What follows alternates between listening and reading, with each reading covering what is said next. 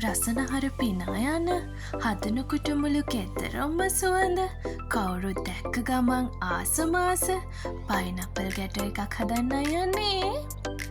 Hello everyone! Welcome to Shasha Cake! ඔන්න ඉතින් හැමදාමත් හදන butter cake, chocolate cake, ribbon cake වෙනුවට අද හදන්න යන්නේ පයිනැපල් ගැටෝ එකක්. හරි එහෙනම් වැඩි කතා නැතුව අපි යන් අපේ වැඩේට.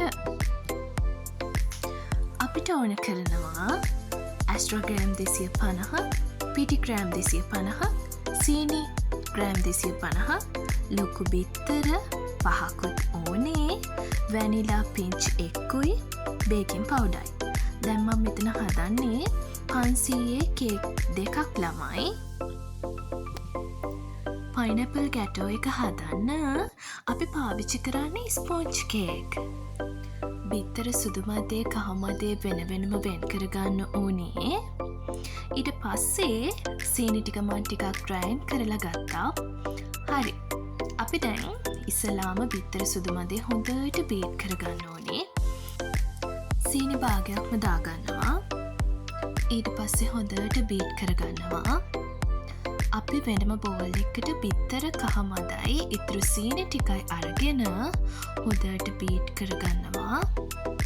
හොඳට බීට් වුණාට පස්සේ බීට් කරපු සුදු මදේට මේ ටිකත් එකතු කරගන්න ඕනේ. ඒකලා හොඳට පිටි ටිකත් මික්ස් කරගන්න. ටිකෙන් ටික ඒකලා එක සමාන ට්‍රේ දෙකත් අරගෙන අපේ බැටර් එක දාගත්තා.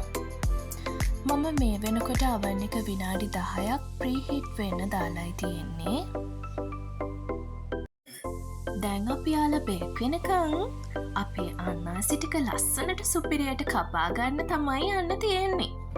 මේ තියෙන්නේ දැන් මම සුපිරියට කපාගත්තු අන්නාසි ටික. දැන් දුන් දාගෙන oven එකෙන් බාගත්තු කේක් ටික තමයි මේ. ඒ තමයි ස්පොන්ජ් කේක්. දැන් අපි අන්නාසි ටික කට් කරගෙන දැන් තියෙන්නේ මේ ටික ස්ටූ කරගන්න. මම වතුර ටිකක් දාගත්තා. ඒත් එක්කම අවශ්‍ය ප්‍රමාණයට සීනි ටිකකුත් දාගන්න. මම කුරුදු කෑල්ලකුත් දාගන්නවා. දැන් මදගෙන තියලා වතුර ගතිය අඩු වුණාට පස්සේ ලිප ඔෆ් කරලා හොඳට නිවෙන්න තියෙනවා.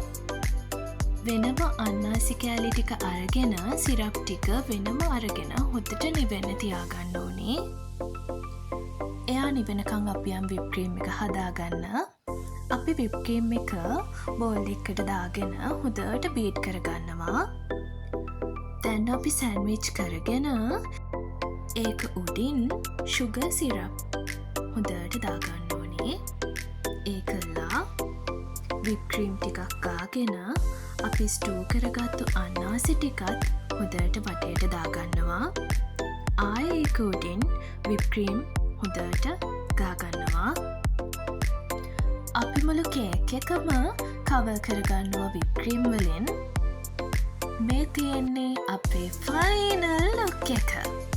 මගේ කස්ටමර් ඉල්ලුව විදිහ තමයි මම මේ හදාගෙන තියෙන්නේ.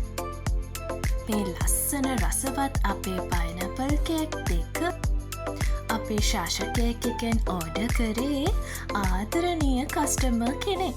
විශේෂත්වය තමයි එයාගේ ආදරණීය බිරිඳගේ එයාගේ ආදරණීය අම්මගේ එකම දවසේ බර්ත්ඩේ එකට තමයි එයා අපෙන් මේක ඕඩර් කරගත්තේ. එහෙනම් ඉතින් අපිව අහන් හිටිය, අපිව බලන් හිටිය හැමෝටම රසවත් දවසක් වේවා. ආයෙ හම්බෙමු ළඟදීම.